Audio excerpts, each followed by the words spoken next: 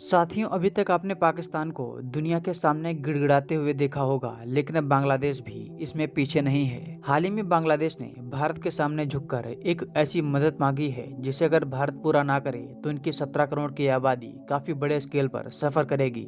पूरा मामला क्या है, चलिए आपको विस्तार में बताने की कोशिश करते हैं। बांग्लादेश में जब से सत्ता परिवर्तन हुआ है तब से ये लोग लगातार भारत से उलझने की कोशिश कर रहे हैं। हाल ही में इनके एक अधिकारी ने भारत के उड़ीसा, बिहार और पश्चिम बंगाल पर अपना दावा ठोका था। उसके बाद बांग्लादेश के एक मंत्री ने कहा था कि भारत ने 1971 के युद्ध में कोई खास मदद नहीं की थी। जो भी लड़ाई लड़ी गई थी वो बांग्लादेश के लोगों ने लड़ी थी।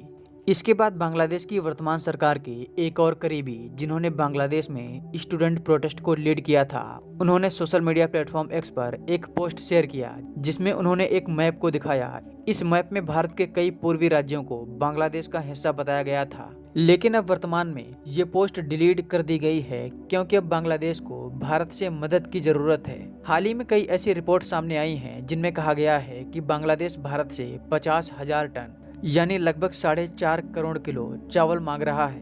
बांग्लादेश की यूनुस सरकार ये समझ चुकी है कि अगर इन लोगों ने भारत से चावल नहीं लिया तो बांग्लादेश की जनता इन लोगों के खिलाफ भी विद्रोह कर सकती है। लेकिन अब सवाल ये कि क्या भारत को बांग्लादेश की ये सहायता करनी चाहिए, क्योंकि अभी जब भारत के पश्चिम बंगाल में दुर्गा पूजा का आयोजन हुआ था, इस आयोजन में हर साल बांग्लादेश से हिल्सा नाम की एक मछली आती थी, लेकिन इस बार बांग्लादेश ने इसे देने से मना कर दिया था। इसके अलावा भारत को ये भी याद रखना होगा कि बांग्लादेश के एक मंत्री ने ये तक कह दिया था कि भारत के पश्चिम बंगाल, उड़ीसा और बिहार पर बांग्लादेश दावा ठोक सकता है।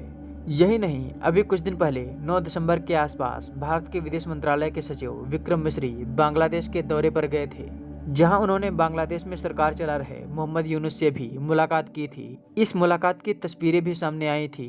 इन तस्वीरों में यूनुस के पीछे बांग्लादेश का झंडा तो लगा हुआ था, लेकिन भारत का तिरंगा कहीं दिखाई नहीं दे रहा था। दुनिया में आप कहीं भी देखें, जब दो देशों के बीच बातचीत होती है तब दोनों देशों के फ्लैग को पीछे लगाया जाता है, लेकिन बांग्लादेश ने ऐसा नहीं किया।